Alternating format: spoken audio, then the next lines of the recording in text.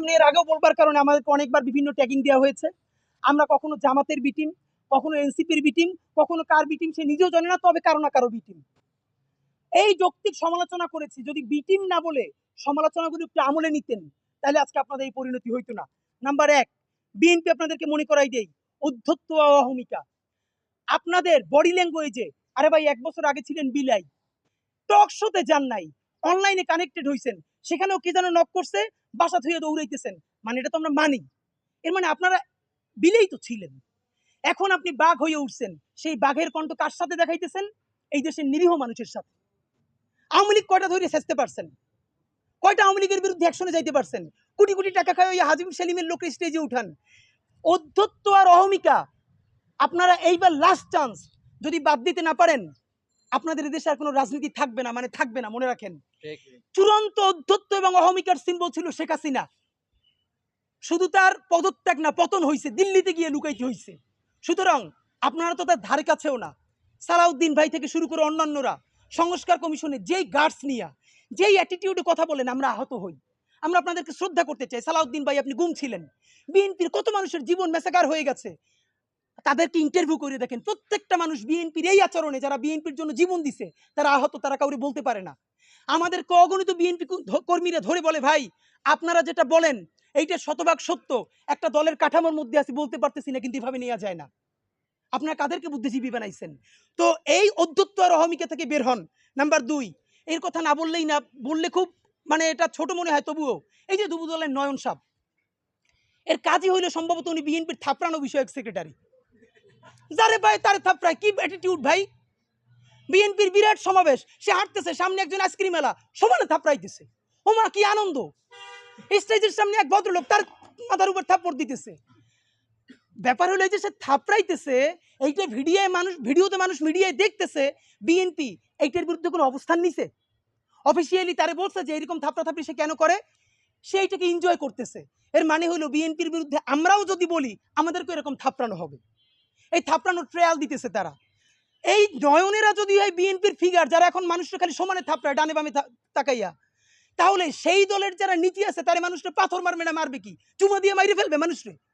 ওটা তো যা করার তাই করছে, দলের নেতা মানুষরা থাপড়ায় আর তারা পাথর মারে। এখন আমরা জানি এই নয়নদের শক্তি কোথায়। নয়নরা থাকবে নিচে, চাঁদাবাজি করবে, টাকাটা আনবে, টাকাটা আইনা উপরে পাঠাবে কারো না কারো কাছে। তারা হবে ভদ্র সুশীল, তারা মপ করবে না, ইংলিশে কথা বলবে। আর নয়নরা নিচে চাঁদাবাজি করে উপরে দল চালাবে। এইটা বিএনপির বলিনি, এটা জামাত করলে জামাতের অবস্থা এইটা হবে। এটি এনসিপি করলে, এনসিপি তো নতুন দল, সুতরাং ফেরেস্তাই মনে হবে। আমরা এনসিপিরও বুঝতে পারবো সে আসলে বিএনপির মতো ক্ষমতায়িত হইলে আসলে সে কি করে। সুতরাং যুবদলের ব্যাপারে এটা মবের বয়ান। আপনাদেরকে একটা বলি, থানা ঘেরাওর কথা বলেছি। এখন যেটা সব থেকে কনসার্ন, আমরা যতবার নির্বাচন নিয়ে কথা বলেছি আমাদেরকে বলেছে আমরা নির্বাচন চাই না।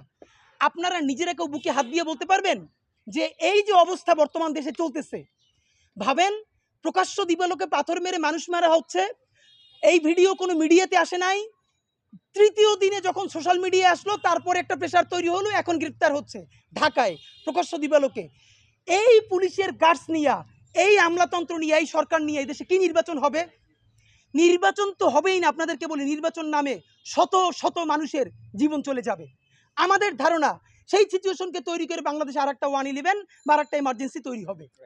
অথবা এই যে বিএনপি যেই কারণে নির্বাচন চাচ্ছে, একটা গণতান্ত্রিক পথ, আমার ধারণা তারা এই হোমওয়ার্কটা করে নাই। এই গণতান্ত্রিক পথে নির্বাচন দিয়া, এইরকম হাজার মানুষের জীবন দিয়া, এইখানে আন্তর্জাতিক বিশ্ব পুরো একটা অ্যাপলিটিক্যাল সরকারকে প্রতিষ্ঠা করে দিবে। তখন বিএনপিরও আর সরকারে আসা লাগবে না, এদেশের মানুষেরও আর ক্ষমতায়িত হওয়া লাগবে না। সুতরাং আরেকটু চিন্তা করেন। এবার আপনাদেরকে দুইটা বিএনপির পক্ষে উত্তর দেওয়া দরকার।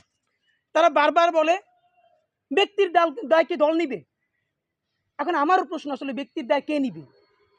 প্রথম কথা হলো ব্যক্তির দায় দল নিবে না, কিন্তু ব্যক্তি যা টাকা পয়সা বিভিন্নভাবে কামাই করবে সেইটা খালি দল নিবে, তাই তো? মানে আপনি দায় নিবেন না, আপনি খালি দরদ নিবেন। তাহলে দ্বিতীয় প্রশ্ন হলো, ব্যক্তির দায় যদি দল না নেয় তাহলে যে কোনো দলের প্রধানই আইসে কি খুন করতে হবে? ধরেন বিএনপির যদি কেউ কোথায় খুন করে, এটা বিএনপি করছে এটা প্রমাণ করার জন্য কি তারেক রহমান সাহেবরা এসে খুন করতে হবে? জামাত যদি কোথায় কাউকে হত্যা করে, এটা কি ডাক্তার শফিক সাহেবকে এসে করতে হবে? এনসিপি যদি কোথাও কাউকে খুন করে, এটা কি নাহিদরেই এসে করতে হবে? মানে কি কথা ভাই? আপনি বরং সঠিক রাজনীতিটা করেন। আপনি বলেন আমি তারে স্যাক করছি, বিএনপি তারে পুলিশ তারে গ্রেফতার করে না কেন? আমরা যতক্ষণ না পর্যন্ত বাংলাদেশের মানুষ রুখে দাঁড়ালো ততক্ষণ পর্যন্ত আপনারা সাফাই গাইতে চাইছেন আমাদের দলের না এইটা না সেইটা না। সব থেকে ভয়াবহ বিএনপির আরেকটা রাজনীতি, কালকে হাজার হাজার মানুষ রাস্তায় মিছিল করেছে, বুয়েট থেকে শুরু করে সবাই। আবারও সেই ছাত্রদল বিএনপি আগের মতো বলার চেষ্টা করছে, কারো বলছে গুপ্ত শিবির, সাধারণ শিক্ষার্থীর নামে অমুক। এগুলো কি ভাই? আওয়ামী লীগের মতো ভুল করেন না, আওয়ামী লীগ এই কেসটা করছিল। আওয়ামী লীগ রাজাকার করতে করতে কি হয়েছে দেখেন না, কি ইন্ডিয়া পালান লাগছে। আপনারাও হরে ধরে সবাই শিবির বলতে বলতে, গুপ্ত বলতে বলতে কোথায় যে পালাইবেন পথ পাবেন না। এর কারণ ইতিমধ্যে আওয়ামী লীগের এক নেতা উত্তরা থানার ওসিরে ফোন করে বলছে যে আমরা তো ইন্ডিয়া পালাইতে পারছি, ওরা কিন্তু ইন্ডিয়াও যাইতে পারবে না। একথা আমরাও বলছিলাম। সুতরাং হরে ধরে সবাই শিবির বলা, গুপ্ত বলা, ট্যাগিং বলা এইসব বন্ধ করেন। বিপদ দেখলেই তওবা করেন, মাপ চান, এইসব কিছু করেন না। তো সরকারের কাছে আপনাদেরকে বিনীত যেটা অনুরোধ, আপনাদের মাধ্যমে আমরা যেটা বলি, আমাদের কয়েকটা সুপারিশ, এরপরে আপনাদের প্রশ্ন শুনবো আমরা। বিএনপি যদি এখনো মনে করে তার পুরনো ধারার রাজনীতি কইরা সে ক্ষমতায় আসবে এবং টিকে থাকবে, আগে আপনাদেরকে বলছিলাম বিএনপি ক্ষমতায় আসলে থাকতে পারবে সর্বোচ্চ 3 বছর।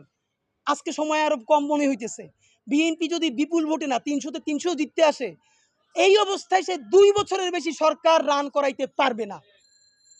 সুতরাং নির্বাচনের চেয়ে সেই ক্ষমতা কেমনে সুসংহিত করবেন এইটা মনে রাখেন। কেন পারবেন না? হিসাব সোজা ভাই, মানুষের হাত খুলে গেছে, মানুষ মায়ের খাইতে খাইতে এখন মার দিয়া শিখে গেছে। আপনি যত তারে একটা বাজে কথা বলবেন, আপনি 3টে বাজে কথা শুনবেন। এমন অবস্থা হইতে পারে আপনারা সংসদে বসে যদি দেশবিরোধী আইন করেন, মানুষ নিজের জানমানের কথা ভাইবা সব বন্ধ কইরা সংসদে গিয়েও আপনাদেরকে পিটাইতে পারে। আপনারা তখন যত ইংলিশে মব বলার চেষ্টা করেন, তাতে আপনারা টিকতে পারবেন না। সুতরাং আপনারা জনতার রাজনীতিতে ফিরেন। কেমনে জনতার রাজনীতিতে ফিরবেন? এই যে অনেক লোক আছে এই ভাব নিয়া জুলাইয়ের ঘোষণাপত্রের ব্যাপারে আপনারা ভালো কথা বলতে চান না, জুলাইয়ের সনদকে আপনারা অত গুরুত্ব দিতে চান না, বলেন এটা আবেগের ব্যাপার না।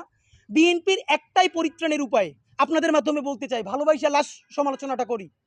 যা হইছে আপনারা রাষ্ট্রের কাছে বলেন, সর্বোচ্চ বিচার আপনারাও চান, ইতিমধ্যে চেয়েছেন, গুড। কিন্তু এই যে প্রতিবার বহিষ্কার করেন, কয়দিনের জন্য বহিষ্কার? এইসব বন্ধ করেন, চিরদিনের জন্য বহিষ্কার করেন। নাম্বার 2, এই দেশে এখন নতুন কইরা আপনারা রাজনীতি শুরু করেন, জুলাইয়ের রাজনীতি। কিভাবে করবেন? জুলাইয়ের ঘোষণাপত্রের জন্য আপনারা সবচেয়ে বেশি সোচ্চার হন, জুলাই সনদের জন্য সবচেয়ে বেশি সোচ্চার হন, ফ্যাসিবাদী বাকশালী সংবিধানের বিরুদ্ধে দাঁড়াইয়া নতুন সংবিধানের জন্য আপনারা রাস্তায় নামেন। আপনারা যদি জুলাইয়ের ঘোষণাপত্র, জুলাই সনদ, নতুন সংবিধান এবং ফ্যাসিবাদ বিরোধী রাষ্ট্র কাঠামো ভাইঙা নতুন বাংলাদেশ নির্মাণের রাজনীতিতে নামতে পারেন, তাইলে আপনারা এই দেশের রাজনীতিতে ভ্যালিড থাকবেন, প্রাসঙ্গিক থাকবেন। যদি না করতে পারেন, তাইলে মুসলিম লীগ আর আওয়ামী লীগের পরিণতি হবে। মুসলিম লীগকে কেউ মারে নাই, রাজনীতির ভুলের কারণে নাই হয়ে গেছে। আর যেই দেশের নেতৃত্বে এই দেশ স্বাধীনতা হয়েছে মাত্র 54 বছর আগে, সেই দল সব কিছু নিয়ে পালাইছে। সুতরাং আপনারা তো তার অনেক পরের দল।